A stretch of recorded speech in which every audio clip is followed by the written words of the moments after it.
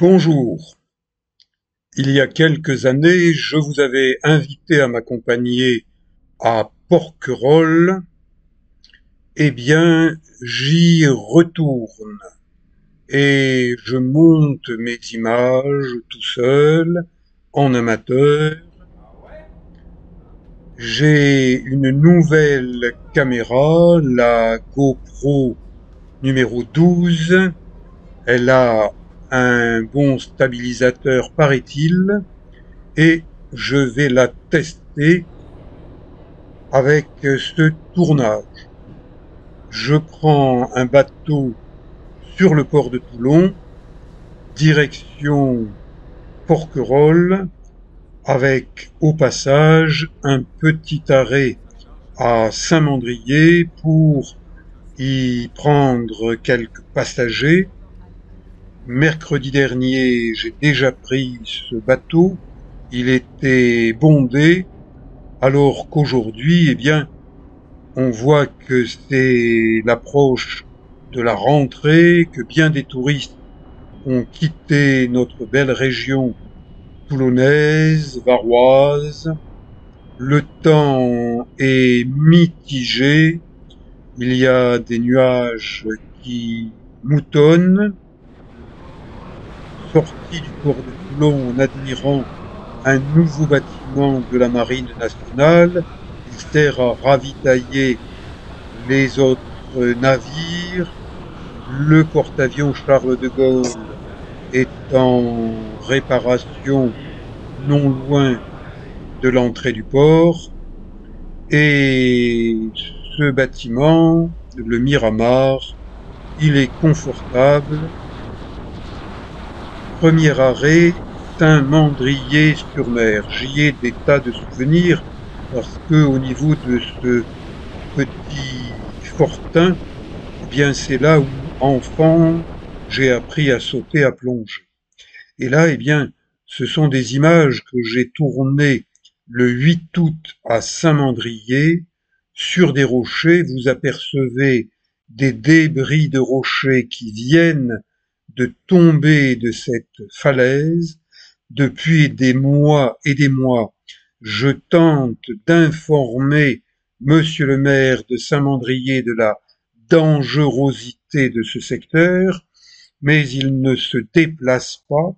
Il prétend qu'il n'y a pas de danger. Eh bien, regardez, le maire de Saint-Mandrier est victime d'hallucinations visuelles. Ne pas voir les dangers, eh bien, pour un maire, c'est grave. Donc, eh bien, je continue à dire attention danger. Le maire de Saint-Mandrier n'est pas content que je rouspète. Il dit que je le harcèle et il m'attaque en justice parce que je l'ai traité de gros, voire d'obèse, de pantouflard. Je dis qu'il ne fait pas correctement son travail de maire. Bon, eh bien voilà, je suis en justice à cause de cela. Pendant le trajet vers Porquerolles, j'en profite pour ouvrir un livre et pour me perfectionner en espagnol. Il m'arrive d'aller en vacances dans les îles Canaries et j'ai une playlist qui s'appelle Éric Long aux Canaries, OH. Mais là, nous approchons de Porquerolles et voilà l'itinéraire de ma promenade, de ma balade d'aujourd'hui jusqu'à une calanque, l'indienne, et ensuite un grand tour de la côte sud, là où elle est la plus sauvage. Je vous remontre le même itinéraire sur une carte un peu plus détaillée.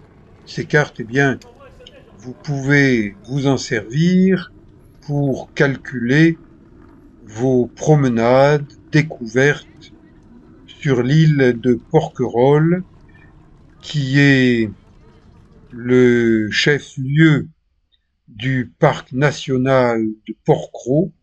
Porquerolles, c'est l'île voisine. Un petit ruisseau. C'est un ruisseau artificiel. Je pense que ce sont les eaux de déversement de l'arrosage des jardins, ou bien peut-être que c'est en rapport avec la station d'épuration de Porquerolles qui n'est pas très loin, des bornes à incendie, attention au feu, interdiction de fumer quand vous vous promenez sur les pistes forestières, les sentiers. On a planté des arbres, des pins, mais il faut 20 à 50 ans pour qu'un pin devienne adulte. Promenade jusqu'à la calanque de l'Indienne, il est bien indiqué que les falaises sont dangereuses, mais il n'est pas interdit de s'en approcher, du moins dans ce secteur. Redoublez de vigilance, regardez où vous mettez les pieds, soyez bien chaussés lorsque je rencontre des gens qui marchent en tongs ou en crocs, eh bien moi je me dis que je préfère mes baskets.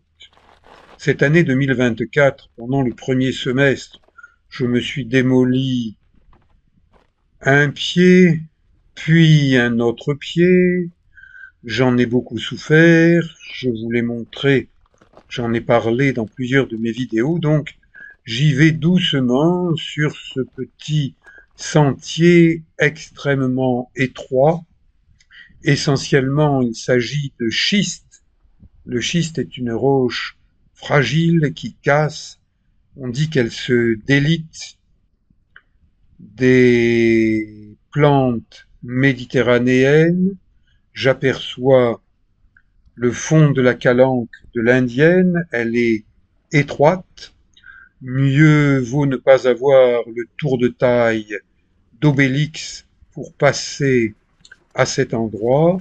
Là, un passage tellement délicat que j'ai dû enlever mon sac à dos, le déposer sur un rocher, descendre en faisant extrêmement attention, puis remettre mon sac en ayant les pieds posés sur pas grand-chose. Vous voyez, je baisse mon pied droit, mon pied était relativement haut, et là, eh bien, je suis sur un passage délicat, voire dangereux. Je me demande si le maire de Saint-Mandrier, qui est supposé être un responsable des sentiers littoraux, est capable de passer par là. Personnellement, j'en doute, mais la réponse, il faudrait qu'il vienne et qu'il se fasse filmer par un huissier de justice, lui qui a la justice facile, et je vous en dirai plus quant à la mise en examen que je dois à ce juge, à ce maire qui n'est pas capable de m'accompagner sur le littoral de Saint-Mandrier pour que je lui montre ce que moi je considère comme dangereux et que lui ne considère pas comme dangereux. Mais en cas d'accident, qui est le responsable? C'est le maire. Mais bon, il a peut-être des hallucinations visuelles à répétition ou de manière chronique. Je n'utilise pas de potions magiques, je marche à l'eau claire et puis au lait de soja. Ça y est, je me suis mise à l'eau, elle est toujours aussi bonne en ce 1er septembre 2024. Le ciel est pommulé de petits nuages, il n'y a pas de vent, ce n'est pas un jour caniculaire, ces petits poissons sont des castagnols, sont vraiment petits, une dizaine de centimètres. La visibilité est bonne, pas aussi bonne ici que ce qu'elle était mercredi. Je teste, je ne ressens pas de courant, J'ai déjà nagé depuis cette calanque en direction de l'ouest, en direction de Port-Cros. Eh bien, là, je vais nager à l'inverse, en direction, je me trompe, en direction de l'ouest. Je nage en direction de l'ouest, alors que j'avais nagé en direction de l'est. Désolé pour me tromper de temps en temps entre l'ouest et l'ouest. C'est comme les gens qui disent que la droite et la gauche, il n'y en a pas, et c'est pareil. C'est vrai qu'on peut utiliser la voie du milieu, qui est la voie de la sagesse du Dalai Lama. Là, une cordelette, un accroche-poisson à une bouée de chasseurs sous-marins, et j'aperçois quelques rougets et une belle murène.